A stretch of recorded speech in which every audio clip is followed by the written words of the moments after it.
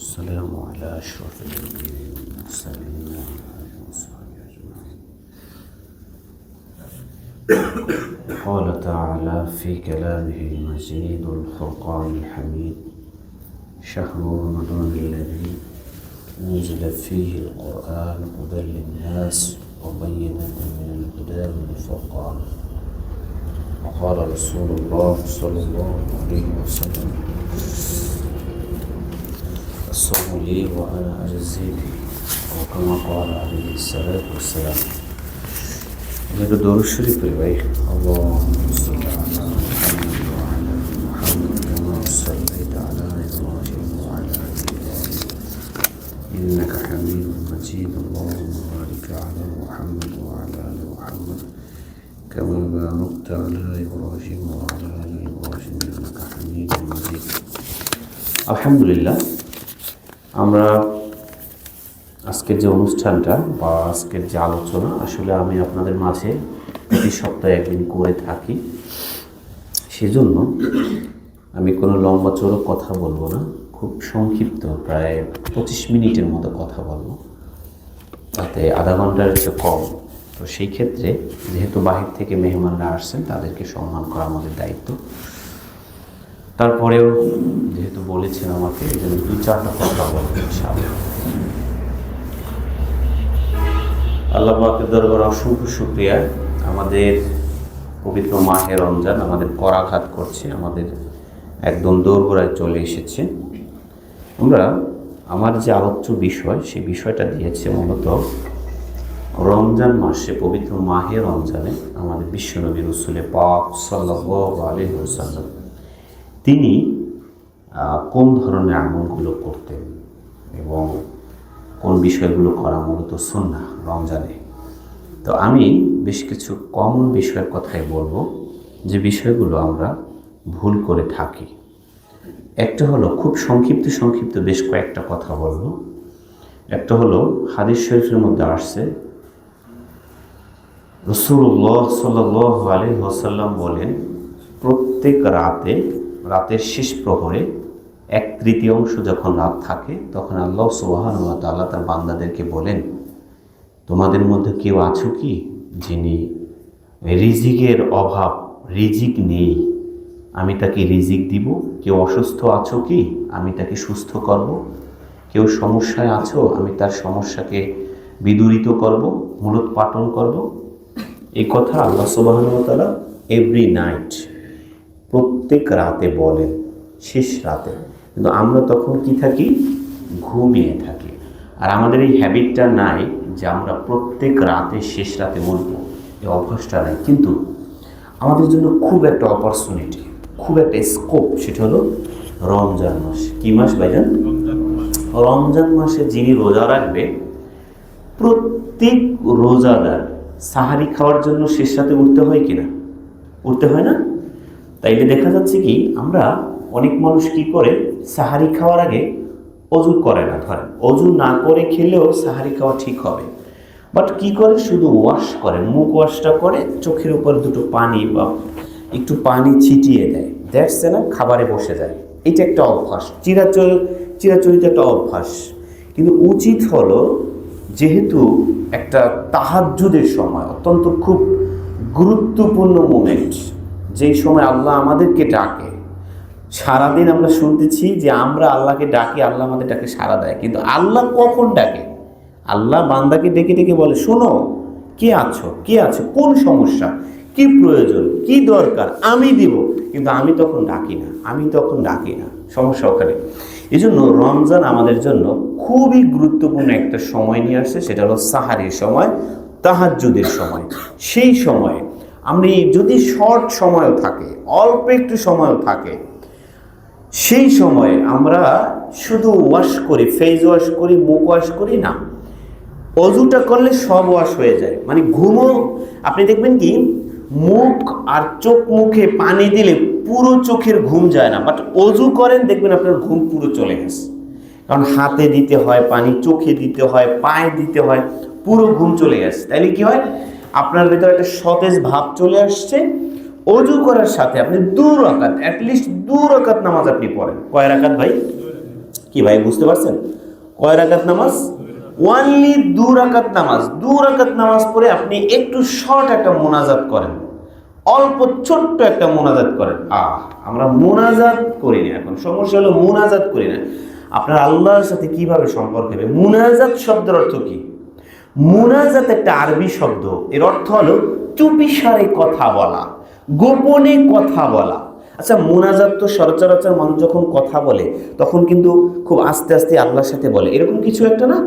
তাহলে দেখুন, মোনাজাত হলো চুপিসারে কথা বলা, একান্তে সংগোপনে চুপিসারে কথা বলা। কিন্তু আমি সেটা কি করি? সেটা করি না। তাহলে কি হলো? 2 রাকাত নামাজ পড়ে সংক্ষিপ্ত কিছু আল্লাহর কাছে চাওয়া পাওয়া। আমার সব কিছু চান আপনি, কি প্রয়োজন? এমন কোনো জিনিস নেই যেটা আপনার কাছে আল্লাহর কাছে আপনি চাইতে লজ্জাবোধ করবেন, এমন কোনো জিনিস নেই। হারাম জিনিস সেটা তো করা যাবে না, কিন্তু হালাল যে জিনিসগুলো সেগুলো আপনি সব চাইতে পারেন। আপনি এটা বিবাহ করবেন হয়তো 5 বছর, আফটার 5 ইয়ার্স আপনি 5 বছর পর বিবাহ করবেন, এখনই আল্লাহর কাছে চাইতে হবে, আয় আল্লাহ এমন এক দিনদার পাত্রী দাও যার কারণে আমার এই ইহলোক এবং পারলৌকিক জীবন দুটো জাহানই আমার বেহেশতে, আমার পুরো যে জিন্দেগিটা জান্নাতে পরিপূর্ণ হয়ে যায়। এরকম দোয়া করতে পারেন। আয় আল্লাহ, আমার বিবাহের পরে এমন সন্তান তুমি আমাকে দিবা যেই সন্তান আমার জন্য, আমার পরকালের জন্য, আমার পরিবারের জন্য রহমত স্বরূপ হয়। বলে হুজুর বিবাহ হয়েছে তো অনেক পরে, আর সন্তানাদি তো অনেক পরে। না, সেটা হয় না। কিছুদিন আগে এক পুলিশ অফিসার আমাকে বলতেছিলেন যে হুজুর, আমি আমার জীবনে আল্লাহ কেমন যেন যা চাইছি সবই আমাকে দিয়ে দিয়েছে। অবাক লাগে, একজন অফিসার, তার বাবা মারা গিয়েছেন, তো আমার সাথে ব্যক্ত করলেন। আমি বললাম কিভাবে? বলে আমার সন্তানের জন্য আমি বিবাহ করার আগে আমি আল্লাহর কাছে দোয়া করছি।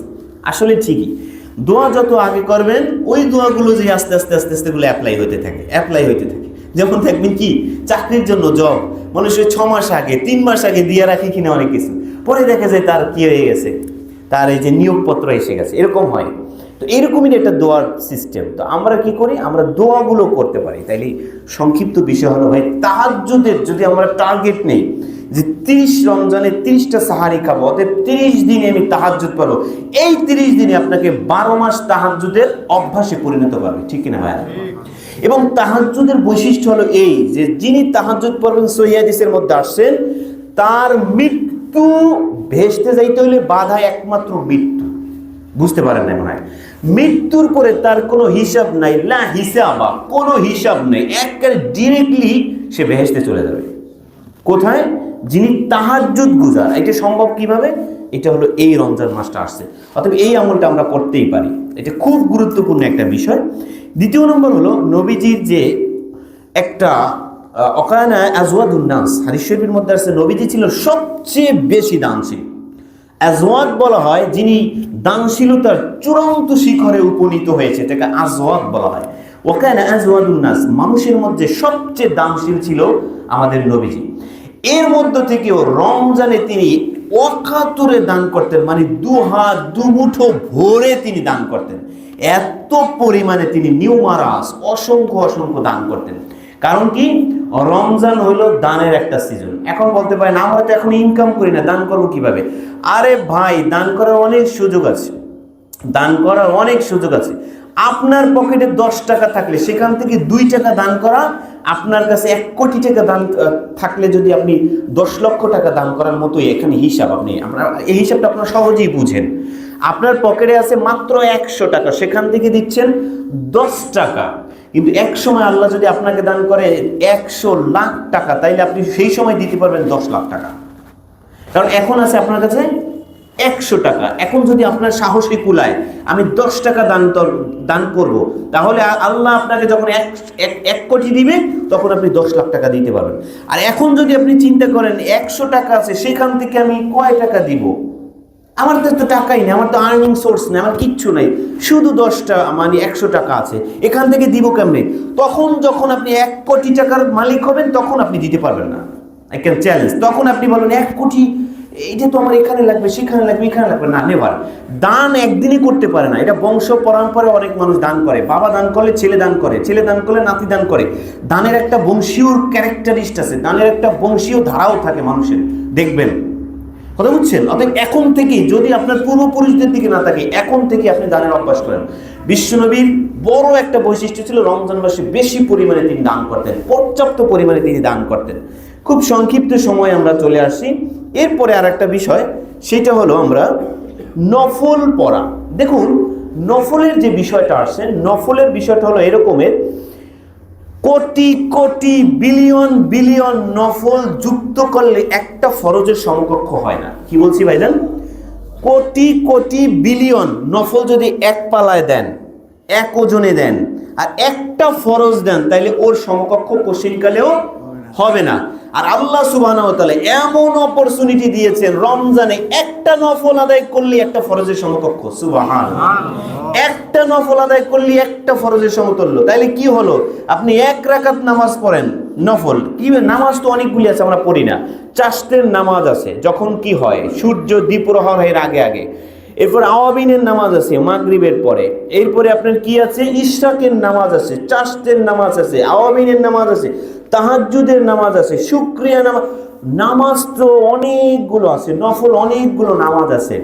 এই নামাজগুলো যদি আমরা পড়তে পারি, তাহলে একটা নফলের বিনিময়ে আল্লাহ দিচ্ছে আমাকে একটা ফরজের।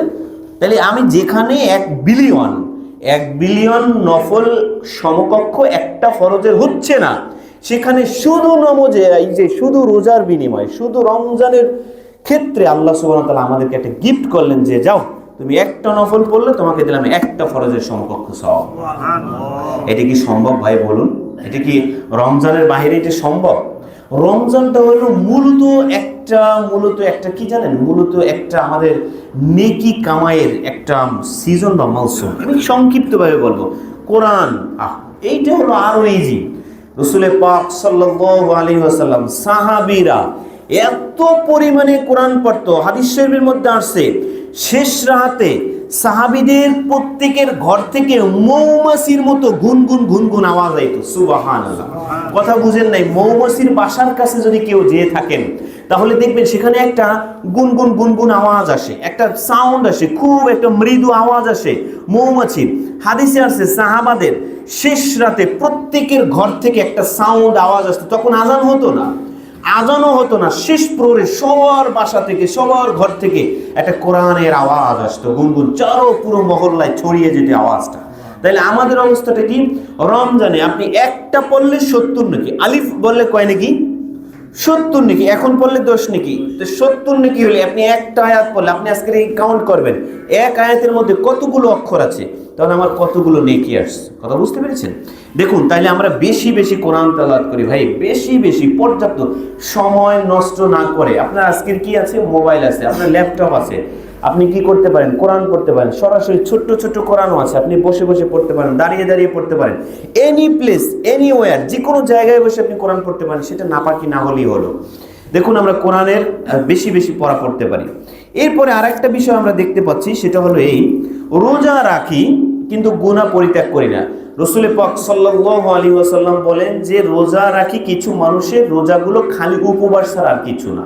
উপবাস, আপনি রোজাও রাখছেন, আপনি সিনেমা দেখছেন, নাটক দেখছেন, আপনি টিকটক দেখছেন, আপনি ফিল্ম দেখছেন, আপনি সারা দিন খেলা দেখে আপনাকে নষ্ট করতেছেন, আপনি আড্ডা দিচ্ছেন, অহেতুক সময়গুলো নষ্ট করছেন, যেইগুলো গুনার কাজ।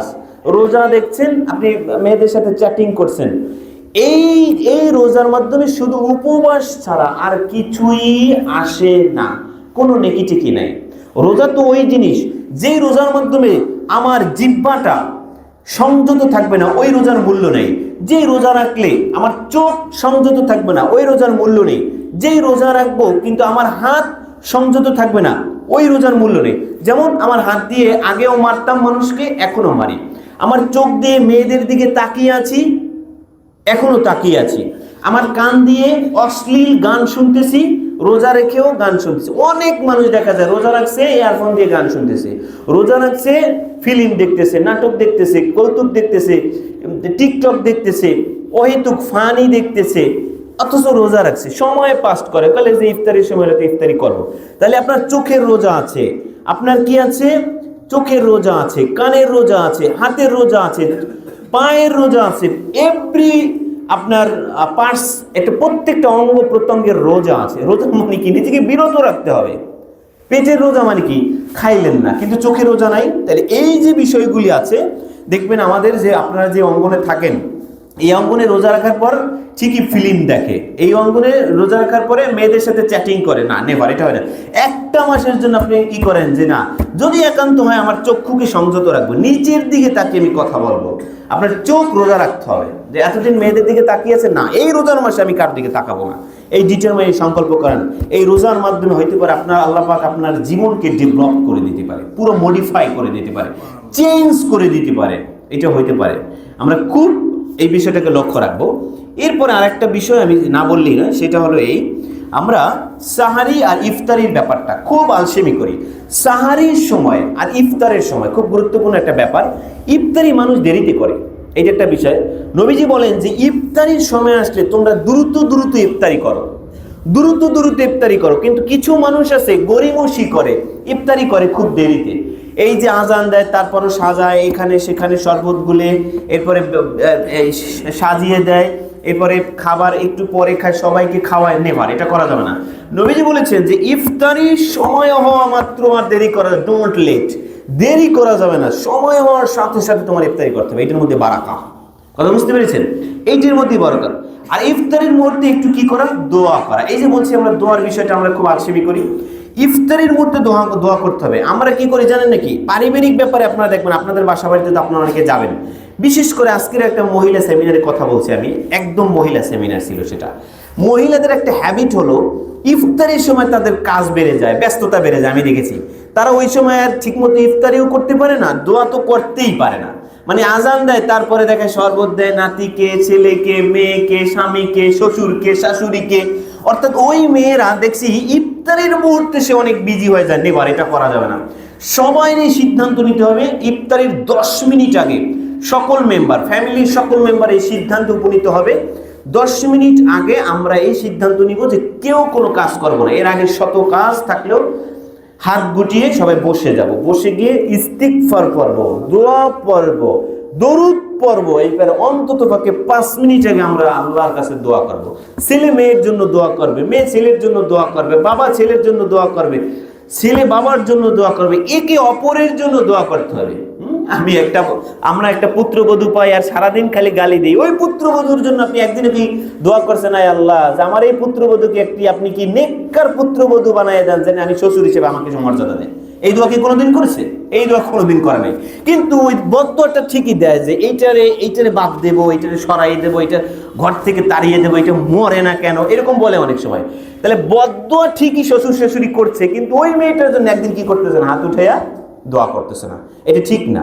আবার ওই যে পুত্রবধূ আছে, সেও শ্বশুর শাশুড়ির জন্য এই দোয়া করে না যে আচ্ছা বুঝলাম যে আমি আসছি, আমার শাশুড়ি আমাকে নির্যাতন করছে, শ্বশুর আমাকে নির্যাতন করছে, কথার কষ্ট দিচ্ছে, আমি একটু দোয়া করি। তাহলে কি হলো?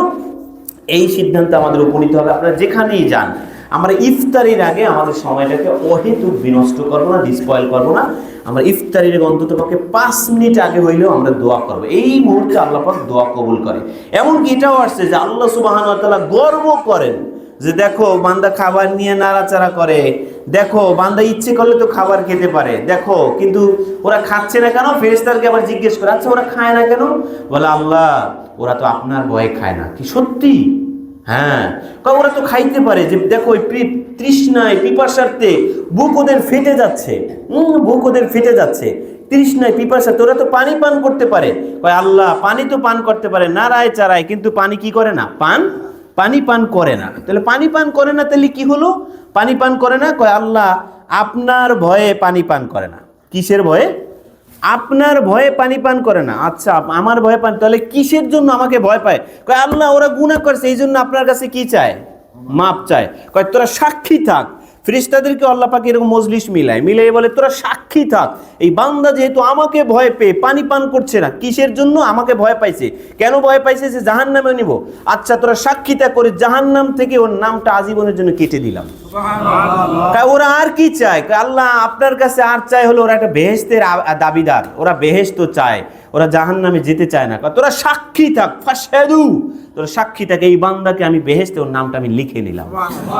তাহলে ব্যাপারটা হলো কি? ব্যাপার আল্লাহ সুবহানাহু ওয়া তাআলা আমাদেরকে নিয়ে গর্ব করে ফেরেশতাদের মধ্যে, এবং এই কথা বলে আল্লাহ পাক ওদের সাথে শোন, তোরা তো বলছিলি যে আমার এই বান্দারে বানাইতে যে বানাইয়েন না, এরা তো রক্তপাত করবে, হানাহানি করবে, মারামারি করবে, আমরাই তো ইবাদত করি। এখন দেখ আমার এই বান্দার আমার কত আদরের বান্দা, দেখ ওদের প্রাণ ওষ্ঠাগত, প্রাণ বায়ু বেরিয়ে যায়, পিপাসার্থ, ক্ষুধার তাড়নায় ছটফট করে, কিন্তু ওরা খায় না। দেখেছিস এইটি কি তোরা পারতি? এই বান্দাগুলোকে আমি ক্ষমা করে দিলাম। এটা হলো বিষয়। তাইলে আমরা এই বিষয়টা আমরা লক্ষ্য রাখবো। আরেকটা বিষয় হলো সুন্নাতের প্রতি আমাদের অবহেলা আছে। এই বিষয় নিয়ে একদিন কথা বলবো। তারপরে আমার বলতে হয়, অনেক মানুষ তারাবিকে অবমূল্যায়ন করে, এটাকে মনে করে সুন্না। তো সুন্না মনে করে এটা অনেকে পড়তেছে না। প্রথম 2-1 দিন পরে তারাবি দেখা যায়, প্রথম 2-1 দিন, 3 দিন, 4 দিন, 1 সপ্তাহ পড়ার পরে আর তারাবি পড়ে না। বলে ভাই পড়ছো না, আবার শেষের দিকে পড়ে নেবার, এটা হতে পারে না। তারাবি সুন্না, এবং এটা ছোট সুন্না না, এটা গুরুত্বপূর্ণ সুন্না। তবে এই তারাবির নামাজ আমাদের পড়তে হবে। শুনেন, কোরআন যিনি প্রত্যেকটা অক্ষর পড়বে, এইটা পড়লে যেই সব, আর মনোযোগ সহকারে যদি কেউ শুনে তাহলে তার জন্য ওই পরিমাণ সব। সুবহানাল্লাহ, কথা বুঝেন নাই? যেমন আমি বললাম আলহামদু, এই যে কটা অক্ষর আমি পড়লাম, তাহলে আলহামদু শুধু আলিফ বলি, আলিফ যদি আমি রমজান মাসে পড়ি, তা আমার যিনি পড়বে তার জন্য 70 নাকি, আর যিনি শুনবেন তার জন্য কয় নাকি 70 নাকি। এই জন্যে বেশি বেশি করে খতম তারাবি পড়া উচিত হলো, খতম তারাবি। কারণ খতম তারাবিতে কি পরিমাণ মানে হাউ মেনি, কি পরিমাণ যে সওয়াব হচ্ছে, সেইটা যারা পেছনে বসে কি করতে আছে, শুনতেছে, তাদেরও ওই পরিমাণ সওয়াব হচ্ছে। আবার দেখা যায় তারাবির নামাজগুলো প্রথম 2-1 রাকাত পড়ার পরে 3 রাকাত বা 6 রাকাত পরে 8 রাকাত পরে, এরপর আবার চলে যায়। এই যে 8 রাকাত না 20 রাকাত, এখন তো এইটা নিয়ে মুশকিল। এই মতানক্যের মধ্যে আমি যেতে চাচ্ছি না। তবে এইটা মনে রাখতে হবে, আমরা আপাতত 20 রাকাতই পড়ি। আর যদি 8 রাকাত কেউ পড়তে চান সেটা ভিন্ন বিষয়, কিন্তু আপাতত আপনারা 20 রাকাত তারাবি পড়বেন আশা করি। তো এই যে বিষয়টা, আমরা তারাবির নামাজটাকে অবমূল্যায়ন করি না ভাই। তারাবির সম্পর্কে হাদিস শরীফের মধ্যে আসছে কি, মান কামা ঈমানান ওয়া ইহতিসাবান গুফিরা লাহু মা তাকদ্দামা মিন যানবি ওয়া মা তাআখার। এটা সহিহ হাদিসের মধ্যে আছে, বুখারীর মধ্যে আসছে। অর্থাৎ নবীজি বলেন, যদি কেউ তারাবির নামাজ পড়ে, মান কামা মানে এখানে তারাবির নামাজ উদ্দেশ্য, কেউ যদি তারাবি পড়ে ঈমানের সাথে, বিশ্বাসের সাথে, আর আল্লাহর কাছে সওয়াবের আশা করে, তাহলে পেছনের সমস্ত গুনাহ আল্লাহ মাফ করে দিবেন। সুবহানাল্লাহ। তাহলে আপনি এই ব্যাপারটা তো অন্য কোনো নফল নামাজের কথাই বলা হয় না যে পেছনের সব গুনাহ মাফ, কিন্তু তারাবির কথা আছে মান কামা ঈমানান ওয়া ইহতিসাবান, যে দাঁড়ায় মানে যে তারাবির নামাজ পড়ে, তারাবির নামাজ পড়লে তার সমস্ত গুনাহ পেছনের মাফ হয়ে যাবে। শর্ত হলো দুটো, একটা হলো বিশ্বাসের জায়গাটা পরিপূর্ণ থাকতে হবে, 2 নম্বর হলো সাওয়াবের নিয়ত থাকতে হবে। হ্যাঁ, যে আল্লাহ সুবহানাহু ওয়া তাআলা আমাকে নেকি দেবে, প্রতিটা হরফ বাই হরফ, প্রতিটা সিজদায়, প্রতিটা রুকুতে আল্লাহ সুবহানাহু ওয়া তাআলা আমাকে তারাবি দেবে। শুনেন, তারাবিটা ফরজই হয়ে যেত, আমরা তো আমাদের নবীজি তো আমাদের জন্য শর্ট করে দিছে। প্রথম যখন তারাবির সূচনা হয়, সেটা আমি বলবো, প্রথম দিন নবীজি পড়ছেন, কিছু সাহাবী ছিল, দ্বিতীয় দিন পড়ছে, কিছু সাহাবী ছিল, পরে তৃতীয় দিনের দিন অনেক লোকে জড়ো হয়ে গেছে। তো হুজুর চিন্তা করলো, না এইরকম যদি আমি প্রতিদিন এইরকম জামাতের সাথে মানুষ নিয়ে প্রতিদিন পড়ি, তাহলে এইটা আমার জন্য কি করে দেওয়া হবে, ফরজ করে দেবে। এই জন্য তিনি আর আসেন নাই, উনি বাসায় বসে একা একা নামাজ পড়তে রইলেন। এরপর সাহাবীরা পড়লেন, ওমর রাদিয়াল্লাহু তাআলা আনহু তিনি জারি করে দিলেন, এটা সুন্নাতে অর্থাৎ মুআক্কাদা হিসেবে এখন জারি আছে। অর্থাৎ ওই থেকেই আমাদের তারাবির নামাজটা আমরা জামাতের সাথে আনুষ্ঠানিকভাবে পড়ে থাকি। তো এখন ওইটাও আমাদেরকে পড়তে হবে। তারাবির নামাজ অনেক সওয়াব, এবং হাদিস শরীফের মধ্যে যেটা আসছে শুনিয়ে দিলাম। আমার কথা একদম শেষ প্রান্তে চলে আসছি। আরেকটা বিষয় আমাদের খেয়াল রাখতে হবে, সেটা হলো এই ইফতার করানো। শুনেন, ইফতার করানোর ব্যাপারটা হলো এই, গ্রামের মানুষের একটা ব্যাড কনসেপ্ট আছে যে আমি যদি মানুষের বাসায় ইফতার করি তাহলে মনে হয় আমার সওয়াবগুলো সে নিয়ে যাবে। কথা মনে হয় বুঝেন নাই? এই জন্য ভয়ে অনেক মানুষ কি করতে চায় না, ইফতার করতে চায় না। মনে রাখতে হবে, কেউ যদি আপনাকে ইফতারে ইনভাইট করে, তাহলে আপনি সাদরে তাড়াতাড়ি চলে যাবেন, একটুকু কোনো ডিসিশন নেবেন না, থিঙ্ক করবেন না। কারণ এই জন্য আল্লাহ সুবহানাহু ওয়া তাআলা আপনার জন্য যেই নেকিগুলো বরাদ্দ করেছিলেন, সবগুলো নেকি আল্লাহ আপনার জন্য রিজার্ভ রাখছে, কিন্তু মধ্য থেকে আরেক ভাইকে একটু সহায়তা করলেন, যে আপনাকে ডাক দিলেন, সে যদি আপনাকে অনলি 1 ডেট, একটা খেজুরও শুধু খাওয়ায়, 1 ঢোক পানিও পান করায়, তাহলে একটা পরিপূর্ণ রোজা রাখার যেই সব, ওই ব্যক্তি একটা খেজুর খাওয়াই এই সব পাইয়ে গেল। কথা মনে হয় বুঝেন নাই? আপনি আপনার ফ্রেন্ডকে বললো, দোস্ত আসো আমার সাথে ইফতারি করো, আপনি ভাবলেন যে সারাদিন কষ্ট করে রোজা রাখলাম আমি, আর সবটা নেবা তুমি, এইটা হইতে পারে না। এই কারণে আমরা কি করি না, ইফতারি করি না। এটা একটা সমস্যা হয়ে দাঁড়ায় না। নোন, আল্লাহ এত সংকুচিত মনা নয়, আল্লাহর এত তার খাজানা এত সংকীর্ণ ন্যারো না, ছোট্ট না, বরং আর তার খাজানা অনেক অনেক। সারাদিন রোজা রাখার পর আল্লাহ আপনাকে তো দিবেই, বরং ওই পরিমাণ সব ওই ভাইকে দেবে। এই জন্য পার্শ্ববর্তী যারা আছে তাকে ইফতারি করাবেন। এখন অনেক মানুষ ইফতারি করে আনুষ্ঠানিক, যেই দিন সিরা, মুড়ি, পেঁজু, এইয়া সেইয়া, ভাত, মুরগি, গোশ এই সব খাওয়াইতে পারবে, ওই দিনই খালি ইফতারি করে। এটা দিস ইজ আনুষ্ঠানিকতা, আসলে কিচ্ছু না। দুটো খেজুর, এক গ্লাস শরবত নিয়ে আপনি একটা মানুষকে ডাক দেন, ভাই আমার সাথে ইফতারি করেন। 5 জন লোক ডাক দেন, 2 জন লোক ডাক দেন, ইফতারি করাই দেন। তা আমরা যারা যাই তারাও চিন্তা করি মনে আজকে 10 প্রকার হবে, এই নেট, এটাও একটা খারাপ নিয়ত। আর যে খাওয়াইবে সেও আবার 10-15 প্রকার না সাজাইতে পারলে আর ইফতারির আয়োজনের, তাহলে দুজনে মাহরুম হয়ে গেল। এই সুন্নাহ থেকে আমরা বিচ্যুতি ঘটেছে। আমাদের নিয়ত থাকতে হোক একটা খেজুর বা 1 ঢোক পানি, দ্যাটস এনাফ, শেষ। আর যিনি খাওয়াবেন তারও এই নিয়ত থাকলে, তাইলে আমরা বেশি পরিমাণে আমরা কি করতে পারি, বেশি পরিমাণে নেকি অর্জন করতে পারি। আর একটা বিষয় আমাদের খেয়াল রাখতে হবে, সেটা হলো এই গুনাহ আমাদেরকে অবশ্যই ছেড়ে দিতে হবে। বিশ্বনবী রাসূল পাক সাল্লাল্লাহু আলাইহি ওয়াসাল্লাম আমাদেরকে কাজের কথাও বলছে যে রমজান মাসে যে যা কাজ করেন, যদি পড়াশোনা বেশি হয় তো একটু কমিয়ে দিতে হবে, যদি কাজবাজ বেশি করেন তাহলে একটু কমিয়ে দিতে হবে, যে কোনো কাজে একটু কমিয়ে। এমনকি কেউ শ্রমিক রাখলে শ্রমিককেও বেশি খাটাইতে পারবে না, রমজান মাসে তাকে একটু কমাই দিতে হয়। কারণ হলে আপনার কারণে যদি সে রোজাটা ভেঙে ফেলে তাহলে এই গুনাহ কিন্তু আপনার মাথায় অনেকটা আসবে। এই জন্য আপনার খেয়াল রাখতে হবে যে ওই লোকটাকে কাজ কমিয়ে দেওয়া। আর একটা হলো অজ্ঞতার কারণে মানুষ রোজা ভেঙে ফেলে। যেমন কারো রক্ত প্রবাহিত হয়ে গেছে, হঠাৎ হাত কেটে গেছে, রক্তে ছড়িয়ে ছিটিয়ে গেছে, পুরো ব্লিডিং, এখন মনে করছে আমার রোজা মনে হয় ভেঙে গেছে, আসতে যাইয়া খাওয়া শুরু করে। বলে আপনি খাইলেন কেন? কয় বলিয়েন না আমার আঙ্গুল কেটে গেছে, হাত কেটে গেছে, এই জন্য আমি রোজা ভেঙে ফেলেছি। উনি একজন মুফতি সাহেব হয়ে গেছে। আঙ্গুল কাটলে কি আপনার কি রোজা ভেঙে যাবে? এই মাসলা আপনাকে কে শিখিয়েছে? আবার একজন রোজা ভেঙেছে, কে আপনি রোজা ভাঙলেন কেন? কয় আমি তো সাহারি খেতে পারিনি হুজুর, শেষ রাইতে উঠতে পারিনি, এই জন্য তো আমার আজকের আর রোজা হবে না। ওহ মাওলা, উনি অনেক বড় মুফতি সাহেব হয়ে গেছে। আপনি কে শিখিয়েছে যে সাহারি না খাইতে পারলে আপনার রোজা হবে না? অতএব দেখা যায় মানুষ যে অসংখ্য রোজা ভাঙছে এইটা অনেক কিছু না জানার কারণে, অনেক কিছু। যেমন স্যালাইন দেয় না, রক্ত দেয় না, রক্ত দেয়। রমজান মাসেও তো একে অপরকে রক্ত দেয় বা স্যালাইন দেয়, তাহলে কি এতে রোজা দেবে? আসলে এই জাতীয় মাসলাগুলি যেগুলি আছে, মানে ট্রিটমেন্ট জাতীয়, এগুলো আমরা অনেক সময় জানি না। অনেক অপারেশন আছে যেগুলো করলেও রোজা যায় না, এটা আমাদের জানতে হবে। অনেক ছোট ছোট জিনিস আমরা করা, যেমন অনেকে স্বপ্নদোষ হয়, স্বপ্নদোষটা আপনি অবশ্যই বোঝেন। একটা লোক একদিন রোজা ভেঙে ফেলছে শুধু স্বপ্নদোষের কারণে, কারণ আমার তো স্বপ্নদোষ হয়েছে। ও স্বপ্নদোষ হইতে পারবে না, তাহলে দিনে ঘুমালে তো স্বপ্নদোষ হইতে পারে, তো স্বপ্নদোষ হলে কি রোজা ভাঙবে? স্বপ্নদোষ হলে হ্যাঁ, ইচ্ছাকৃত আপনার যে যদি স্বপ্নদোষ হইলে রোজা ভাঙবে না, কিন্তু সহবাস করলে রোজা ভাঙবে, এটা ঠিক আছে। বাট কেউ যদি স্বপ্নদোষ হয় তাহলে রোজা ভাঙবে না। এখন চিন্তা করছে আমার তো রোজা নাই, তাহলে বোঝা গেল এই রকমের অজ্ঞতার কারণে আমাদের অনেকগুলো রোজা আমরা ভেঙে ফেলি। আবার একটু হালকা অসুস্থতা, সেজন্য আমরা রোজা ভেঙে ফেলতেছি, এটি ঠিক না। এই জন্য খেয়াল করতে হবে এই রোজাদারের জন্য আল্লাহ সুবহানাহু ওয়া তাআলা একটা স্পেশাল দরজা আছে, বাবুর রায়্যান। বাবুর রায়্যান, রায়্যান একটা দরজার নাম, বাবুর রায়্যান। বেহেশতের 8টা গেট বা 8টা দরজা থাকবে, সে একটার নাম হলো বাবুর রায়্যান। সেই এই গেটটা দিয়ে একমাত্র স্পেশাল রোজাদাররা প্রবেশ করবে। কারা প্রবেশ করবে? বুঝলেন, রোজাদাররা প্রবেশ করবে। এই জন্য আমাদেরকে এই বিষয়টা খেয়াল রাখতে হবে। বিশ্বনবী রাসূল পাক সাল্লাল্লাহু আলাইহি ওয়াসাল্লাম সহ সাহাবীদের যে আমলগুলি আছে, এটা আমাদেরকে বেশি জানতে হবে, বুঝতে হবে। তাদের রমজান মাসটাই ছিল মূলত ইবাদতের। একটুকু অনর্থক কথা বলতেন না। আমরা তো অনর্থক কথা বলা ছাড়া কোনো উপায় নেই। তারা সব সময়ের জন্য অনর্থক কথা থেকে নিজেদেরকে বিরত রাখতেন। অনেক সাহাবী মুখের মধ্যে পাথর রাখতেন, পাথরের টুকরা, ছোট ছোট নুড়ি পাথর, এটা মুখের মধ্যে রাখতেন। জিজ্ঞেস করা হয়তো যে তুমি পাথর রাখো কেন? আমার অহেতুক কথা বের হয়ে যায়, বিদায় কথার প্রয়োজন হইলে তখন আমি পাথরটা বের করে হাতে রাখি, কথা শেষ হয়ে গেলে আমি আবার পাথরটা মুখের মধ্যে দিই। সুবহানাল্লাহ।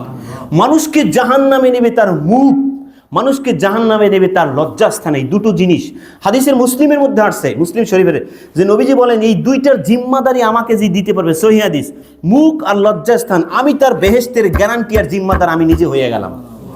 কয়টা জিম্মাদারি বলছেন? দুটো জিনিসের জিম্মাদারি, একটা হলো মুখ আর একটা হলো কি? লজ্জাস্থান। লজ্জাস্থান কিভাবে? এই লজ্জাস্থানের কারণেই তো আমি মেয়ের প্রেমে পড়ে যাই, এই লজ্জাস্থানের কারণেই তো আমি মানে খারাপ চিন্তা ভাবনা, নেশা, সব কিছু আমার যতগুলো খারাপিয়াত আছে, যতগুলো গুনার শারারত আছে, সবগুলোর দিকে আমি ধাবিত হই। এটা খেয়াল রাখতে হবে। এই জন্য এইটাকে আমার সেভ করতে হবে। আর দ্বিতীয় নম্বর হলো আমার মুখ। এই মুখ দিয়ে মিথ্যা হয়, এই মুখ দিয়ে ছলনা হয়, এই মুখ দিয়ে প্রতারণা হয়, এই মুখ দিয়ে গালি হয়, এই মুখ দিয়ে মানুষকে হেনস্থা করা হয়, এই মুখ দিয়ে মিথ্যা সাক্ষ্য হয়, এই মুখ দিয়ে মানুষের সাথে প্রতারিত করা হয়, এই মুখ দিয়ে মানুষকে হুমকি দেওয়া হয়। এই মুখ দিয়ে এমন কোনো গুনাহ আছে আপনি বলুন যে হয় না? মিথ্যা সবচেয়ে বড় গুনাহ, সেইটা হয় মুখ দিয়ে। প্রতারণা, সেইটা হয় মুখ দিয়ে। মানুষকে থ্রেট হুমকি দেওয়া, এইটা হয় মুখ দিয়ে। মানুষের সাথে ছলনা করা, প্রতারণা করা, এইটা হয় মুখ দিয়ে। কোন গুণাটা নাই আপনি বলেন যে মুখ দিয়া হচ্ছে না? মুখ এমন একটা জিনিস, মুখ সেভ করি, জিহ্বা সেভ করি। হ্যাঁ, মাঝে মাঝে আবু বকর রাদিয়াল্লাহু তাআলা, বড় বড় সাহাবীরা জিহ্বা ধরে টানতেন, বলে ও জিহ্বা তুই তো আমাকে জাহান্নামে নিবি, তুই তো আমাকে জাহান্নামে নিয়ে যাবে। কারণ এই জিহ্বা সব গুনার একটা ক্ষেত্র হয়ে দাঁড়িয়েছে। এই জন্য রমজান মাসে আমাদেরকে এখান থেকে সচেতন হতে হবে যে আমার দ্বারা কোনো গুনাহ না হয়। ভাইজান আমার তো সময় হয়ে গেছে, আর একটা মিটিং আছে আমার, বল। তাহলে দেখা যাচ্ছে কি যে এই মুখ আমার কি করতে হবে? এই মুখকে আমার সেভ করতে হবে, যেটা হলো যে ভাই আমার গুনাহ কি পরিমাণ হয়। আসলে আপনারা অনেক কিছু ডায়েরি করেন, সারাদিন যদি ডায়েরি করেন, যে রমজান মাসে একটা ডায়েরি করেন যে আমার সারাদিনে কয়টা গুনাহ হয়, এই ডায়েরি করলেও আপনি করতে পারেন। এটা সম্ভব কিনা ভাই? কথা মনে হয় বুঝেন নাই। আচ্ছা, আপনার দ্বারা আমার দ্বারা কয়টা গুনাহ হবে, এইটা যদি আপনি ডায়েরি করেন সেইটাও সম্ভব, যে আমার দ্বারা কয়টা গুনাহ হয়। এখন গুনার যে সেক্টর সেইটা তো আমি জানি না, যে গুনার যে সেক্টরগুলো আছে সেইটা কিন্তু আমি জানি না, যে আমার দ্বারা কি পরিমাণ গুনাহ হয় সেইটা কিন্তু আমি জানি না। আগের সাহাবীদের জিন্দেগি আমরা জানি না, সাহাবীদের জিন্দেগি, তাদের রমজানের জিন্দেগি, তারা তো সামান্য পরিমাণ খাদ্যের একটু সংগ্রহ হয়ে গেলি বাদ বাকি সময় খালি জিকির, আসকার, মুরাকাবা, মুশাহাদা, আল্লাহর সাথে সম্পর্ক। আমরা বেশি বেশি কালেমা পড়তে পারি। কালেমা পড়লে কি হয়? বেশি বেশি কালেমা পড়লে ইমান নবান হয়, ইমান তাসদিদ হয়, ইমান নিউ হয়। বেশি বেশি আমরা কালেমা পড়তে পারি, আমরা জিকির করতে পারি, আমরা কোরআন তেলাওয়াত করতে পারি, আমরা বেশি বেশি ইস্তিগফার পড়ি। নবীজির কোনো গুনাহ ছিল? একটা গুনাহও ছিল? পূর্বেও ছিল না, পরেও ছিল না। তিনি দৈনিক 70 বার, কোন হাদিসের মধ্যে আসছে 100 বার তিনি ইস্তিগফার করতেন। কয়শো বার? আর আমার আর আপনার গুনাহ কেমন আছে? গুনার কোনো শেষ আছে? গুনার কোনো শেষ নাই। নবীজি বলছেন যে 100 বার তিনি ইস্তিগফার, কখনো 70 বার, কখনো হাদিসের মধ্যে আসছে 100 বারের কথা। তাহলে 70 বার কিংবা 100 বার যদি তিনি ইস্তিগফার করেন, তার একটা গুনাহও নাই, তাহলে আমার আপনার অবস্থাটা কি? আমি কয়বার ইস্তিগফার করি? অতএব দেখতে হবে রমজান মাস আমার এত পরিমাণ আমার ইস্তিগফার পড়তে হবে, যেই ইস্তিগফার আমি একটু সময় পেলে আস্তাগফিরুল্লাহ। ইস্তিগফার মানে কি? ইস্তিগফার মানে নিজেকে গুনাহ থেকে বাঁচায় রাখা। আত-তাওবাতু রুজা, আত-তাওবাতু নাদামা। বেশি বেশি ভাই আল্লাহর সাথে কাঁদি। ভাই আমাদের চোখে পানি নেই। মানুষ মারা গেলে, আব্বু মারা গেলে কান্না আসে, আম্মু মারা গেলে কান্না আসে, ছেলে মারা গেলে কান্না আসে, মেয়ে মারা গেলে কান্না আসে, কিন্তু আল্লাহর সাথে কান্না নাই। কেন ভাই? ওয়াই না, এটা হইতে পারে না ভাই। আল্লাহর সাথে কাঁদতে হবে, চোখ থেকে পানি ঝরাতে হবে। সব জিনিসে কান্না আসে, অ্যাক্সিডেন্ট হন তখন কান্না আসে, আপনার টাকা কি হবে, লস্ট হবে, আপনার কান্না আসে, আপনার বিজনেস ধস নেমেছে, আপনার কান্না আসে, আপনি চাকরিতে অনেক কষ্ট করে একটা সব কিছু গুছ হয়েছে, পরের দিন শোনেন না আপনার চাকরিটা হচ্ছে না, তখন আপনার চোখ থেকে কান্না আসে। পৃথিবীর সব জিনিসের জন্য হতাশায় কান্না আসে, বাট আল্লাহর ভয়ে কান্না আসে না কেন ভাই? না ভাই, এই চোখ দিয়েছে কি আল্লাহ, অটোমেটিক পানি দিয়েছে কি আল্লাহ, আপনার প্রতিটি ফোঁটা চোখের আল্লাহ পাক সংগ্রহ করে রাখে। আরে আল্লাহর ভয়ে কান্নার জন্য যে চোখ দিয়ে পানি পড়ে, ওই পানিগুলোই আল্লাহ জমা রাখে, আর কোনো পানি আল্লাহ জমা রাখে না। আপনি যত কাঁদেন, কোনো কান্নার জন্য আপনার কি রাখে না, চোখের পানি আল্লাহ জমা রাখে না। একটা পানি আল্লাহ সুবহানাহু ওয়া তাআলা প্রত্যেকটা মাসির মাথা পরিমাণ যদি চোখ বেয়ে বেয়ে একটু অশ্রু ঝরে, সেগুলো আল্লাহ সুবহানাহু ওয়া তাআলা ওগুলো জমা রাখেন। ওগুলো কখন লাগবে? জাহান্নাম যখন আপনাকে পেয়ে বসবে, জাহান্নামক জিনিস যদি আপনি সামনে যে দাঁড়ান, আল্লাহ সুবহানাহু ওয়া তাআলা ওই পানিটা জাহান্নামের মধ্যে নিক্ষেপ করে দেবে, আর সাথে সাথে আগুনগুলো সব নিভে হয়ে যাবে। ভাই ওই সব আমরা হই না। আল্লাহর জন্য আমরা কাঁদি না ভাই, আল্লাহর জন্য কাঁদা দরকার। আর আল্লাহর কাছে জু না মাঙ্গে উসরাতে বেজার হ্যাঁ। আল্লাহ বলে আমার কাছে বান্দা চায় না কেন? আমার কাছে চায় না ভাই, আল্লাহর কাছে আমরা বেশি বেশি চাই, আল্লাহর কাছে বেশি বেশি চাই, আল্লাহ মুখী হয়ে যায় ভাই। এই দুনিয়ার জিন্দেগি আর কয়দিন ভাই? দুনিয়ার জিন্দেগি আর কয়দিন? আপনি আপনি হিসাব করেন, আপনার শৈশবের কথা হিসাব করেন তো। আপনার শৈশবের আমি তো হিসাব করলে আশ্চর্য লাগে, যখন বন্ধুদের সাথে মিশি তখন একটা ওই যে বুকে বা পেটে, অনেক সময় আপনাদের বন্ধুরাও আছে এরকম দিয়ে, কি রে দোস্ত ছোটকালের কথা তোমার মনে আছে কিনা? এই অল্প কদিন যখন আমরা এমন দুষ্টমি করতাম, এমন বান্দরামি করছি, এমন শৈশবের স্মৃতি কতদিন আগে, কিন্তু অনেকের দাড়ি গজিয়ে গেছে। একটা সময় কি দাড়ি গজিয়েছিল? দাড়ি গজিয়ে গেছে। আবার দেখবেন বিবাহেরও অনেকের আগে দাড়ি বা চুল পেকে গেছে। এরকম হয় ভাই, জিন্দেগি কোথা থেকে গেল ভাই? জিন্দেগি তো শেষ হয়ে গেল ভাই। এরপর আপনি বিবাহ করবেন, স্বপ্নের মতো আবার সন্তানাদি, আবার আপনি হয়ে যাবেন একদম সাদা দাড়িওয়ালা, কিছুদিন পর পরপারে চলে যাচ্ছেন। আয় আল্লাহ, এটা হইতে পারে না ভাই। এই মিছামিছি জিন্দেগিতে আপনি নিজেকে ধ্বংস করতে পারেন না, আপনার জীবনকে ডিস্ট্রয় করতে পারেন না ভাই। এটা খেয়াল রাখা চাই। আরে আরশের মধ্যে 7 শ্রেণীর মানুষকে আল্লাহ সুবহানাহু ওয়া তাআলা ছায়া দিবে। কয় শ্রেণী মানুষকে? ওই যুবককে ছায়া দিবে যে যুবক তার যৌবনকে আল্লাহর ইবাদতে কাটায়া দিছে। সবচেয়ে পারফেক্ট সময় কোনটা? সবচেয়ে বেস্ট ইবাদত কোনটা? বয়স যখন, যেই ইবাদতে আল্লাহ সুবহানাহু ওয়া তাআলা, আরে বুড়া বয়সে তো সেজদা দিলে অনেক মানুষের মুখ পুড়িয়ে যায় না। সত্য কিনা কথা বলে না কেন? কথা বুঝেন নাই মনে হয়। প্রসাব পড়ে যায়, ঢিলা হয়ে যায়, ঢিলা। মানুষ যখন বুড়া হয় তখন ঢিলা হয়ে যায়, তখন হাজারো বার ওই প্রসাব করার পরে এইভাবে নাচাইছে, নাচানোর পরেও এইপর যখন আবার কি গেছে, সেজদায় গেছে না, আস্তে 2 ফোঁটা পড়ে গেছে। কয় ফোঁটা? একেবারে এই যে আপনার হোমিওপ্যাথি ঔষধের মতো 2-3 ফোঁটা আস্তে করে পড়ে গেছে। সে আলাপও পায় নাই।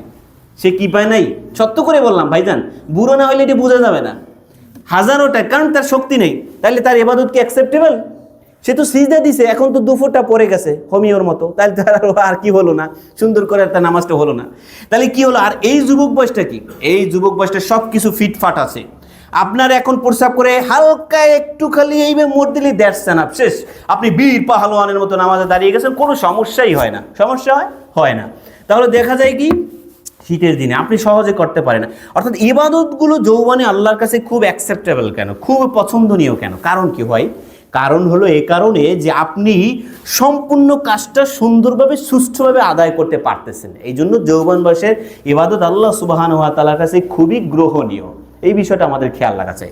রমজান মাস আমাদের আসতেছে। রমজানের বিষয়টা যদি আমি বলি, কেন্দ্রিক রমজানের যে একটা বিষয় আমাদেরকে যদি আমরা ধরি, সেটা হলো এই যে আল্লাহ সুবহানাহু ওয়া তাআলা রমজান যে দিয়েছে, একটা মানুষ যদি রোজা ভেঙে ফেলে ইচ্ছাকৃত, তার 60টা রোজা রাখা লাগবে।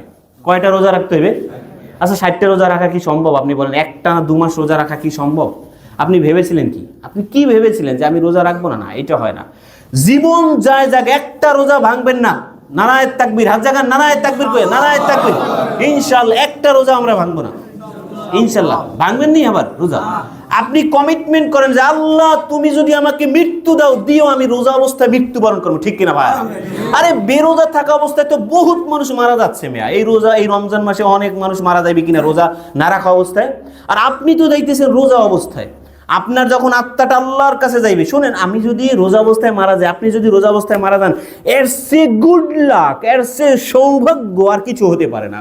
কারণ আত্মা যখন যাইবে ফেরেশতাদের কাছে, বলবে এই শোনো, এটা কোনো সাধারণ আত্মা নয়, এটা হলো একটা এক্সেপশনাল সোল, এটা একটা ব্যতিক্রমী আত্মা, সেটা হলো রোজাদারের আত্মা। কিসের আত্মা? রোজাদারের আত্মা, যার আত্মা থেকে মিসকো আম্বারের বেহেশতি সুঘ্রাণ তার আত্মা থেকে ছড়িয়ে পড়বে পুরো আসমানের মধ্যে। পুরো সপ্ত আসমানে স্প্রে হয়ে যাবে তার ঘেরানে, ঘেরানে পারফিউম। আত্মা থেকে পারফিউম আসে মৃত্যুর পরে, আমরা তো জানি না। তাহলে কি হলো যে এই হলো, আমরা এই সিদ্ধান্ত নিতে পারি না যে আমরা যদি মারা যাই তো রোজা অবস্থায় মারা যাবো, যা আল্লাহ কবুল করবে ইনশাআল্লাহ। তো এই সিদ্ধান্ত আমরা নিতে পারি, একটু হইলে আমরা রোজা ভেঙে দেই না। এই সিদ্ধান্ত আজকের যদি আমরা এখানে যারা ছাত্র ভাইয়েরা আছে সবাই যদি সিদ্ধান্ত না যে একটা রোজা ভাঙবো না, জান গেলে ডু অর ডাই, বাঁচলে রোজা থাকা, মারা গেলে তো মারা গেলাম, এই সিদ্ধান্ত আপনি উপনীত থাকেন, সিদ্ধান্ত নেন কড়াকড়িভাবে, এই রোজাই আপনাকে হয়তো আল্লাহ সুবহানাহু ওয়া তাআলা বেহেশতের দ্বার প্রান্তে আপনাকে পৌঁছাই দিবে ইনশাআল্লাহ। পারা যাবে ভাইজান ইনশাআল্লাহ। এবং গুনাহ থেকে আমরা বেঁচে থাকি, একটু গুনাহ থেকে বেঁচে থাকি, একটু গুনাহ থেকে আমরা বেঁচে থাকি। আপনাদের এই সব পরিবেশে কিন্তু অনেক গুনাহ হয়। কিছু কিছু পরিবেশ আছে যেখানে গুনাহ করতে চাইলেও গুনাহ হয় না। কিছু কিছু পরিবেশ আছে ভালো থাকলেও ভালো থাকা যায় না। ঠিক কিনা ভাইরা? যেমন ফর এক্সাম্পল বলি, মসজিদে এসে যদি কেউ গুনাহ নিয়ত করে, সে গুনাহ করতে পারবে না। কেউ যদি মনে করে আমি এখন একটা টিকটক দেখবো, ইচ্ছা করলেই সে পারবে না। কেউ যদি মনে করে আমি এখন একটা নাটক দেখবো, ইচ্ছে করলেই পারবে না। কারণ কি, মসজিদ এমন একটা প্লেস, মাদ্রাসা এমন একটা প্লেস, হিফজখানা এমন একটা প্লেস, এরপরে ইসলামিক মঞ্চ এমন একটা প্লেস, ইসলামিক আলোচনার মঞ্চ একটা এমন প্লেস যেখানে ইচ্ছে করলেও গুনাহ করা যায় না। আর এমন কিছু জায়গা আছে ইচ্ছে করলে ন্যাকও করা যায় না, খালি গুনাহই হয়। যেমন এই সব প্লেসের কথাই যদি বলি, এখানে গুনাহই গুনাহ। কি, ওই বন্ধু পাশে বসে বলে, সে যে ইয়ের কি করে সেটাও করে গালি দিয়া, সেটাও করে কি দিয়া, হয় আকারে হা মানে ছয় আকারে শাহ, এরপর যে ডট ডট ডট একটা গালি আছে। এই যে ছয় আকারে শাহ হয় আকারে হা, যেটাই আমরা বরিশালে হা বলে, তো যাই হোক, এই ডট ডট ডট এইটা দিয়ে ইয়ের কি শুরু করে, এইটা দিয়ে কি করে, তো একটা গালি দিয়ে মানুষকে ইয়ের কি করে। ইয়ের কি বলতে মজা করা, কৌতুক করে, এটা নবীজি করছেন, এটা সুন্নাহ। কিন্তু এই গালি দিয়ে কি করতেছে, ইয়ের কি করতেছে। এরপর দেখবেন কি, হার হামেশা গুনাহ। এরপর দেখবেন আপনি সুন্দর করে তেলাওয়াত করছেন খুব, আর এখানে তো ফ্রি, এখানে ফ্রি মাইন্ড, এখানে আপনার কোনো অবজেকশন কেউ করতে পারবে না।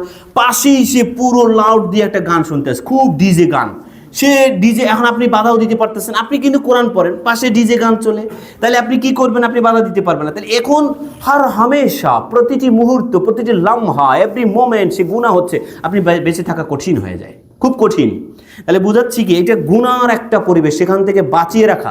তা এখন কি করতে পারেন হুজুর, তাহলে আমি কি করতে পারি? শুনুন, এই পরিবেশের থেকে যদি আপনি আপনাকে পবিত্র হলি রাখতে পারেন, এই পরিবেশের থেকে যদি আপনাকে স্বচ্ছ সুন্দর একজন পিওর মানুষ রাখতে পারেন, তাহলে একজন যোদ্ধার যুদ্ধ করলে যেই সব, যোদ্ধা যেরকম গুনার পরিবেশে যুদ্ধ করে প্রতিটি মুহূর্তে থাকে, সেই পরিমাণ সব আল্লাহ সুবহানাহু ওয়া তাআলা আপনাকে দান করবে।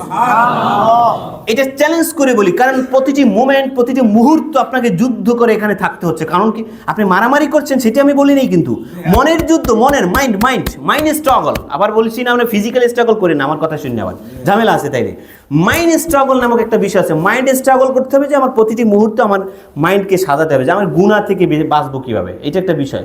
তাহলে এই রমজানে এমন একটা পরিবেশ আমরা দান করবো এখানে, যেই পরিবেশ দেখে পুরো জাতি এখান থেকে নতুন সিদ্ধান্ত নিতে উপনীত হবে। পারবেন কিনা ইনশাআল্লাহ? নতুন সিদ্ধান্ত ভাই, এই জন্য আমাদের এই বিষয়টা খেয়াল রাখা চাই, সেটা অবশ্যই। আর সাহারির যে একটু বিষয় বলতেছিলাম, সাহারির বিষয়টা, সাহারি খাওয়া সুন্নাহ, সাহারি কেউ ছেড়ে দিব না। সাহারিটা খেতে আমরা একটু লেট করে খাবো, সাহারিটা খেবো একটু লেট করে, আর ইফতারটা করবে একটু অ্যাডভান্স মানে কি, সময়ের আগে করলে কিন্তু শেষ, মানে অ্যাডভান্স বলতে বোঝাচ্ছি একেবারেই সময় হয়ে গেলেই সাথে সাথেই খেতে হবে। আর সাহারিটা একটু লেট করে খাবো। এর আগে আপনি কি করতে পারেন, কোরআন তেলাওয়াত করতে পারেন, জিকির আজকার করতে পারেন, রোনাজরি করতে পারেন, ইস্তিগফার পড়তে পারেন। ভাই আব্বু আম্মুর জন্য তো দোয়া করা দরকার ভাই। আপনাদের দেখেন, আমি সবার ফ্যামিলি যে খুব এস্টাবলিশড এমনটা তো না, আবার এস্টাবলিশ থাকলে তো তাদের ঘাম ঝরানো অর্থ দিয়ে আপনাকে পড়াচ্ছে।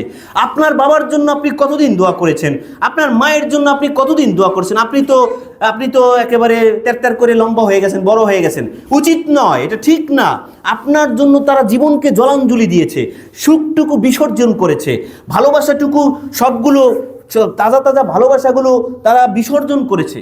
কিন্তু আপনি কতটুকু করেছেন বাবা মায়ের জন্য? আর ভাই বিবাহের পরে তো খুব কঠিন জগৎ, ওই সময় তো আপনার বাবা মাকে আপনি ঠিকমতো দেখতে পারবেন না, কারণ ওয়াইফ নামক যে জিনিসটা আসবে, সেই ওয়াইফ তো একেবারে চিপে বসবে ঘাড়ের উপরে, তখন কিন্তু দেখা খুব কঠিন হয়ে যাবে।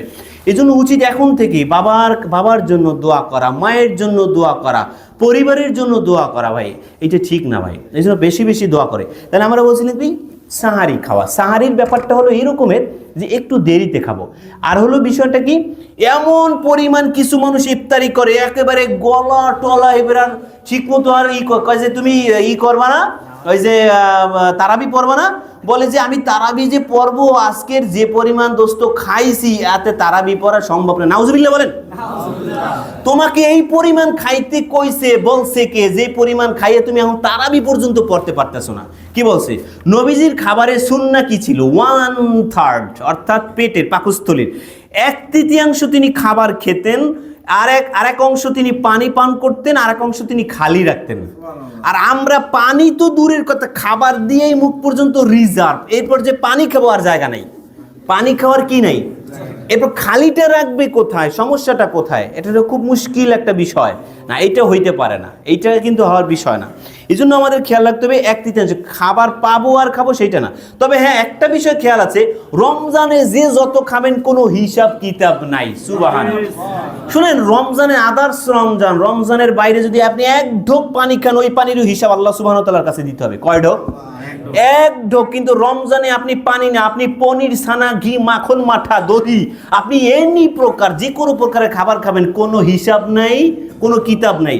এখন একটু আগেই তো হুজুর বললেন যে এত খাবার খাইতে নিষেধ, আবার বলেন যত খাবার খাও না। আপনার বলা হয়েছে, এই দেখে কি আপনি এখন গলা পর্যন্ত করবেন, মানে ডাউনলোড করে রাখবেন? সেটা হয় না।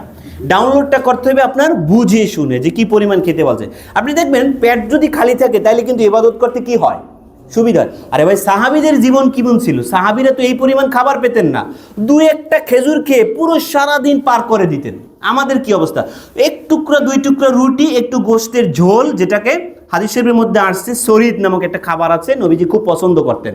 সবচেয়ে নবীজির কাছে বেশি বেস্ট খাবার, পপুলার খাবার ছিল সরিদ। হাদিসের মধ্যে আসছে সরিদ বলা হয় গোশতের ঝোলের মধ্যে রুটি ভিজিয়ে ভিজিয়ে খাওয়া, যেটা এই খাবারটা সবচেয়ে বেশি পছন্দ। আরও খেয়েছেন অনেকগুলো খাবার, হাইস আছে।